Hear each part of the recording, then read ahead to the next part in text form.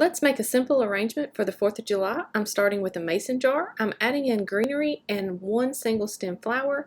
Next, I'm going to add in this firecracker, and I've made some of these on the blog, so check that video out if you want to know how to make those. Next, I'm adding a pom-pom from the Dollar Tree, or you can also get these at Hobby Lobby. Then I'm going to add in some starburst on some wires, and there's a tutorial on my blog for this too. I'm going to finish it off with an American flag, and these are so simple and easy. Let's make one more and I'll walk you through it again. I'm going to start with my mason jar. I'm going to add in just a little bit of greenery and a single stem flower. Next, I'll add a different rocket for this one, one pom-pom with a paper straw. Next, I'm going to add in my starburst, and you can check out how to make these on the blog. And then I'm going to finish off my arrangement with just an American flag. These are so simple, so cute, and they'll look great on any 4th of July table.